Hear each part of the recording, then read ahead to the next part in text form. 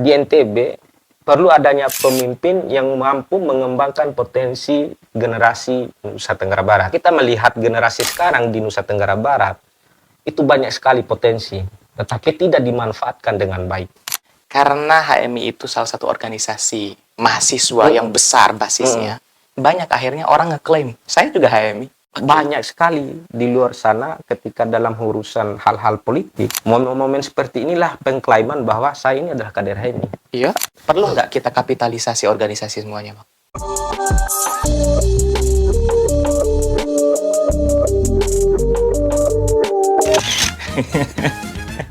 Selamat datang Ketua Batko HMI Bali Nustra. Siap. Ini gimana kabar, Bang? Alhamdulillah baik. Pak Yusril. Ini termasuk salah satu pimpinan organisasi yang paling sulit saya undang untuk podcast. Bukan karena nggak mau, tapi karena menyesuaikan waktu. Waduh. Iya kan? Kita kan bukan apa-apa Pak Yusril. Ini salah satu tokoh muda Nusa Tenggara Barat, paling Nustra bahkan ya, tokoh himpunan mahasiswa Islam yang paling sulit kita curi waktunya. Ini momentum yang saya paling senang karena bisa ketemu sama Abang di podcast Bicara Santai. Alhamdulillah. Saya juga bangga merasa bisa langsung ketemu sama Pak Yusril gitu. Soalnya dulu sempat janjian karena mungkin saya tidak punya waktu luang, bukan karena sibuk, karena ada urusan keluarga gitu. Iya. Tapi sekarang urusan keluarga udah kelar. Alhamdulillah. Banyak urusan-urusan yang mengharuskan kita duduk hari ini, Bang, kira-kira gitu. Ya memang harus gitu.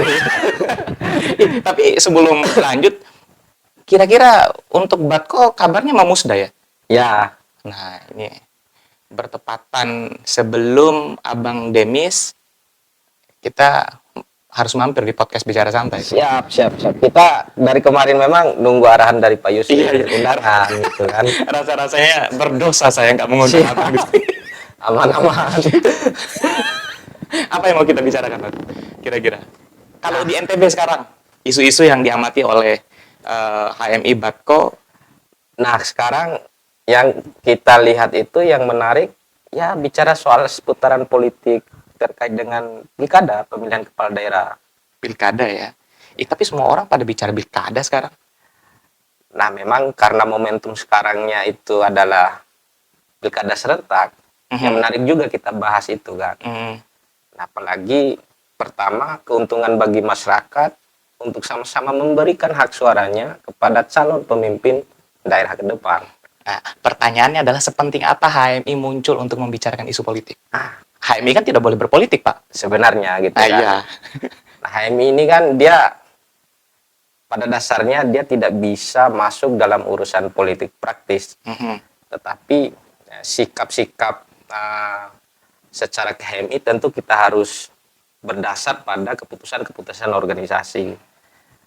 Di aturan organisasi HMI di situ ada yang namanya independensi.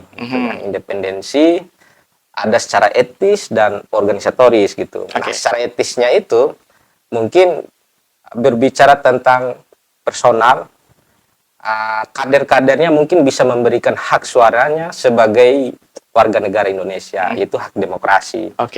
Yang kedua, kalau secara organisatoris, HMI tidak bisa memberikan sikap politiknya kepada salah satu paslon gitu, apalagi bisa masuk dalam urusan partai politik. Nah, itu salah HMI gitu. Tapi pasca ber-HMI, kadernya didistribusikan ke parpol, no problem kan? Nggak apa-apa. Pasca ber-HMI. Tergantung karir kita ke depan mau seperti apa gitu, tergantung pilihan gitu kan. Sebelum lanjut, Bang, kita bicara politik nih. Wah, ini HMI bicara politik ini kayaknya salah satu isu yang keren ya. Saya udah pakai bajunya Lafran Pane. Siap. Ini pendiri HMI nih, Pak. Itu ayahanda kita itu. Orang akan HMI pada waktunya, katanya gitu. Katanya gitu. Kalau di pilkada kita, ada senior kita nggak yang kita distribusikan di calon gubernur, Bang? Nah, ini menarik, Pak Yusril. Nah, kalau kita lihat dari beberapa isu yang kita lihat sekarang, ya ada gaung-gaungan juga salah satu alumni yang masuk di konsultasi pemilihan kepala daerah di Provinsi NTB. Tetapi kita juga tidak bisa terpacu pada isu itu gitu. Karena di HMI memang boleh berpolitik asalkan tidak membawa nama organisasi. Tapi gini, saya tahan. Karena HMI itu salah satu organisasi mahasiswa yang besar basisnya, banyak akhirnya orang ngeklaim, saya juga HMI. Ya. Momen politik tiba masa tiba akal. Banyak orang yang ngeklaim, saya adalah alumni HMI. Cocok. Ada kekhawatiran itu nggak, Bang? Itu kita juga tidak perlu kaget itu. Banyak sekali di luar sana ketika dalam urusan hal-hal politik. Ya contohnya sekarang ini Pak Yusril ya. Momen-momen seperti inilah pengklaiman bahwa saya ini adalah kader HMI. Iya. Kan begitu. Ya walaupun ya kita juga agak kurang tahu informasi tentang bagaimana prosesnya di organisasi gitu. Lebih-lebih dalam HMI. Itu udah normatif kita bicara. Ya. Kita naikin levelnya dikit. Kita naikin tensinya dikit, Bang. Sekarang muncul beberapa calon gubernur. Sebelum bicarain calon gubernurnya, Bang, apa sebenarnya yang direkomendasikan oleh HMI Bali Nusra, khususnya kepemimpinan di Nusa Tenggara Barat, yang perlu diperbaiki, yang harus dibenahi apa kira-kira? Ini nggak mendiskreditkan satu pasangan ya, atau siapapun ya. Pertama, bagi kita bahwa jadi pemimpin itu kalau dalam teori-teori perubahan sosial, jadi kita membutuhkan seorang pemimpin itu yang mau mendengarkan aspirasi daripada rakyatnya kan. Nah, aspirasi banyak Pak. Jangan sampai kita menemukan seorang pemimpin itu yang hanya mendengarkan aspirasi pertama keluarga. Yang kedua orang-orang terdekat. Tentu kita juga tidak bisa menyamakan kepemimpinan A dengan B. Baik. Nah, harapan masyarakat sekarang pertama kalau bagi saya secara pribadi ataupun secara organisasi bahwa di NTB perlu adanya pemimpin yang mampu mengembangkan potensi generasi Nusa Tenggara Barat. Karena kenapa? Pertama, kalau kita melihat generasi sekarang di Nusa Tenggara Barat, itu banyak sekali potensi, tetapi tidak dimanfaatkan dengan baik. IPM kita paling rendah loh, nomor sekian di Indonesia. Paling rendah. Nah, pertanyaannya adalah bagaimana pemimpin bisa memaksimalkan IPM yang rendah itu gitu loh, Bang. Nah, setidaknya pemimpin juga pertama secara kelembagaan pemerintahan. Pemerintah harus mensupport generasi-generasi NTB sebenarnya. Ya kan? Ya. Mulai dari ujung Pulau Sumbawa sampai dari ujung Pulau Lombok, banyak sekali tokoh-tokoh atau generasi muda yang lahir dari Nusa Tenggara Barat untuk menjadi seorang pemimpin. Posisi strategis yang mereka isi baik secara nasional maupun internasional itu banyak gitu. Saya bukan mengarah kepada salah satu orang. Saya salah satu tidak mengarah. Oh iya. Tidak mengarah pada salah satu paslon. Silakan. Kita naikin lagi tonnya dikit, Bang. Siap. Tadi kita butuh memang pemimpin yang memang mendengarkan aspirasi masyarakat. Kemudian pemimpin yang secara birokrasi mampu mengakselerasi bagaimana potensi yang ada di Nusa Tenggara Barat. Sekarang berbicara tentang pemimpin, yang menilai langsung pemimpin itu adalah masyarakat. Nah, kalaupun masyarakat tidak mau bagaimana gitu kan? Ya nggak bisa dipaksakan. Nggak bisa dipaksakan karena hak demokrasi pada dasarnya itu ada pada tangan masyarakat. Kalau kita melihat sekarang, yang sering kita dengar sekarang kan, kalau mau bertarung di kontestasi masalah pilkada pemilihan kepala daerah, kita menjadi calon pemimpin, minimal kita harus memiliki kos lebih banyak atau anggaran yang besar gitu. Nah, benar. Nah, iya kan? Iya. Rata-rata seperti itu.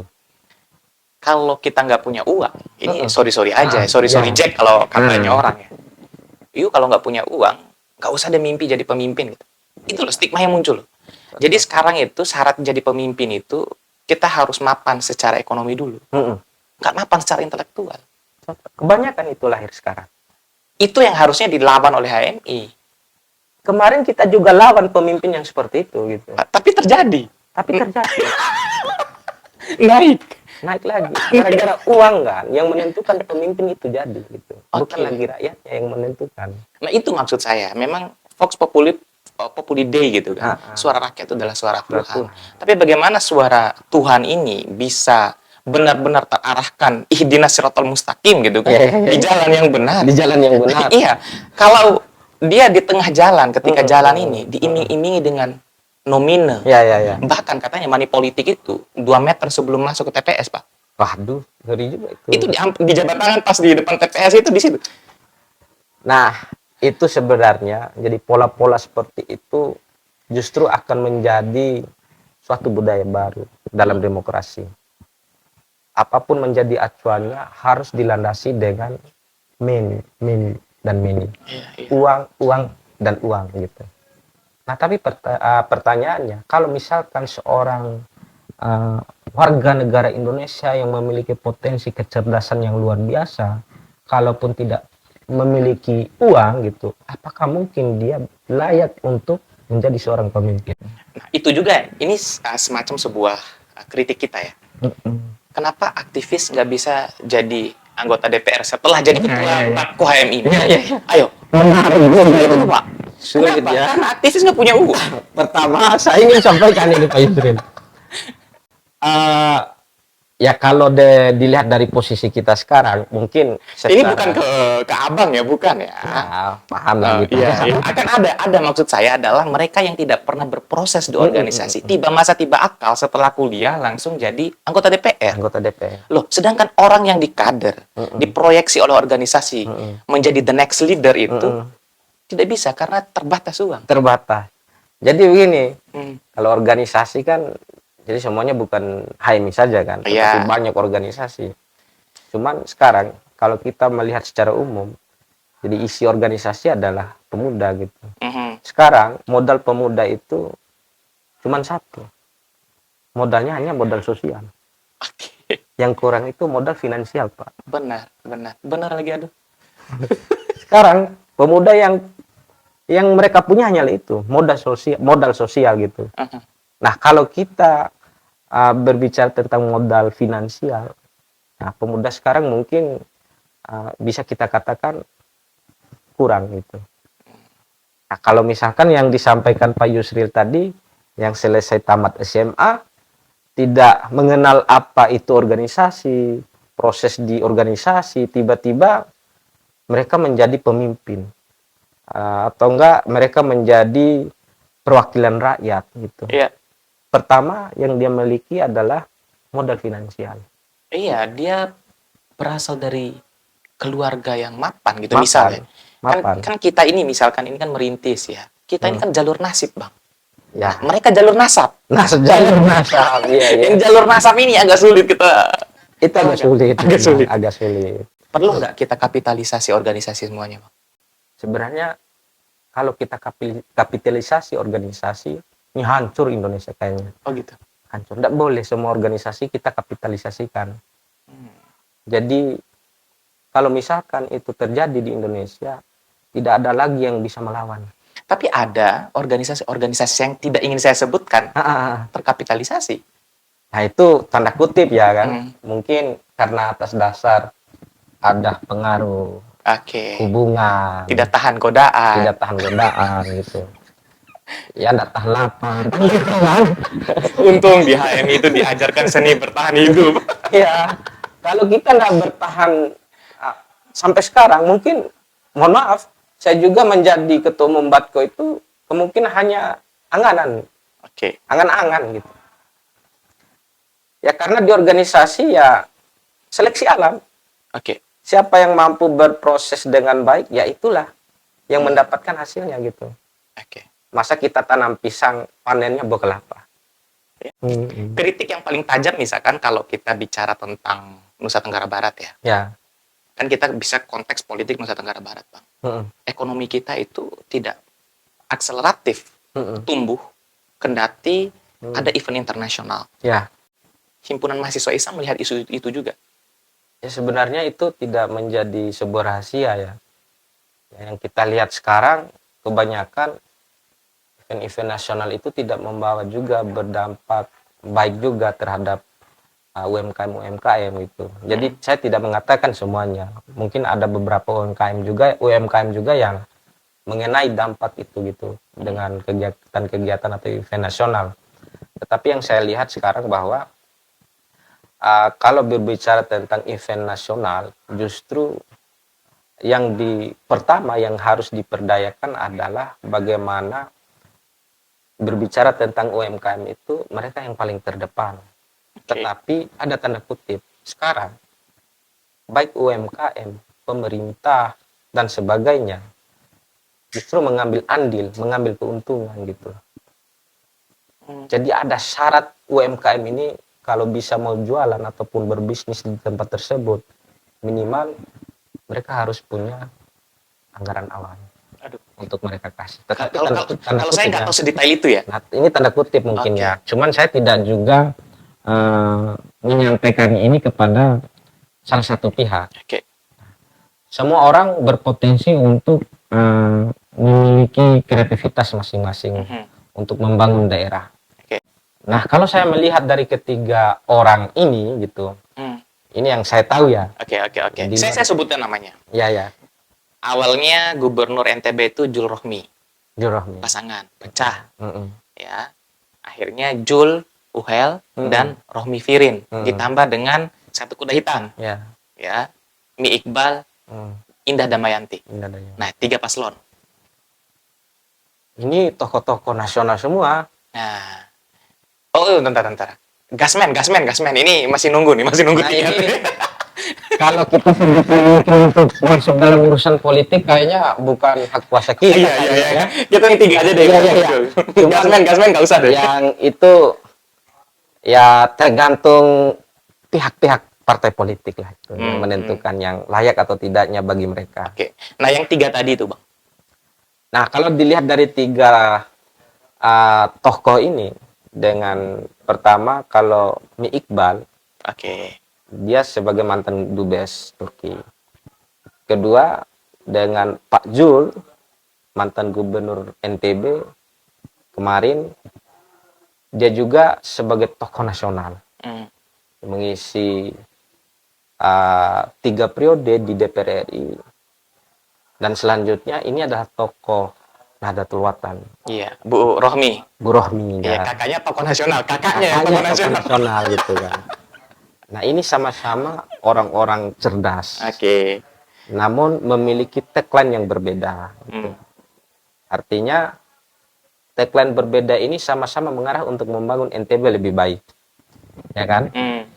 Nah, entahkah mereka menggunakan cara apa, tetapi pada dasarnya visi misi mereka haruslah mengarah yang benar kepada masyarakat. Gitu. Abang mah normatif. Ya kalau kita menggali lebih dalam kan normatif, ambil abang mah. Kita takut disalahkan gitu, ataupun dibilang sok tahu gitu kan. Benar. Pertama, ya kalau kita mau menggali lebih dalam lagi Pak Yusril, itu diskusinya di balik podcast. Ya gitu.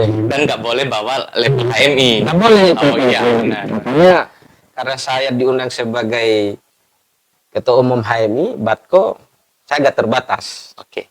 Nggak boleh untuk kita lebih tahu lah urusan politik ini gitu. Tapi mengkritisi dan unek-unek HMI untuk NTB yang jauh lebih baik kan pasti tentu ada. Pasti ada.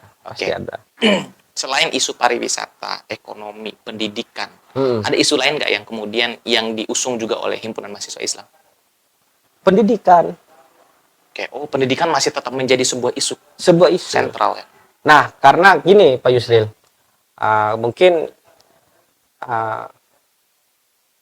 banyak kader HMI itu mendapatkan pendidikan gratis. Mereka dapatkan untuk melanjutkan studi dan jenjang selanjutnya. Karena bagi kita adalah pendidikan itu sebagai pintu awal masuk untuk mengenal dunia. Berarti pesan untuk 3 calon gubernur Nusa Tenggara Barat yang sekarang muncul balihonya di mana-mana ini. Berarti isu pendidikan yang harusnya benar-benar menjadi fokus dari mereka. Ya, pertama kenapa saya menyampaikan bahwa itu isu pendidikan penting. Pertama, generasi NTB atau pemuda NTB lebih umumnya mereka bisa terkenal karena lewat pendidikannya. Mulai dari ujung Pulau Sumbawa sampai Lombok, karena pendidikan mereka bisa terkenal sampai dengan luar negeri gitu. Ya. Tidak bisa kita pungkiri. Dan selanjutnya mungkin isu terkait dengan isu lingkungan. Oke. Oh, itu ngeri itu kalau di Pulau Sumbawa itu. Di Pulau Sumbawa itu cukup parah gitu kan. Kadang musiman juga ini kita terkena dampak itu gitu, lingkungan. Nah, kalau musim banjir, musim panas ya panas. Tergantung cuaca. Makanya penekanan pertama bahwa isu lingkungan ini juga tidak kalah menarik juga dan tidak kalah penting juga di NTB. Pertama, keleluasaan orang untuk membabat hutan-hutan di Pulau Sumbawa itu tidak ada batasan sebenarnya. Tidak ada batasan. Harusnya calon pemimpin NTB itu perhatikan lingkungan. Perhatikan lingkungan. Oke. Nah, kalau mau dalam satu sektor itu NTB bisa maju. Lingkungannya. Oke. Jangan dijadikan lingkungan itu sebagai ya alat kepentingan birokrasi. Waduh. Abang melihat justru lingkungan menjadi alat kepentingan hari Justru lingkungan itu menjadi alat kepentingan birokrasi. Dieksploitasi, Bang. Dieksploitasi. Kok agak-agak pinggir jurang gitu. Iya. Itu saya dari dulu melihat lingkungan ini kok begini lingkungan di NTB kan.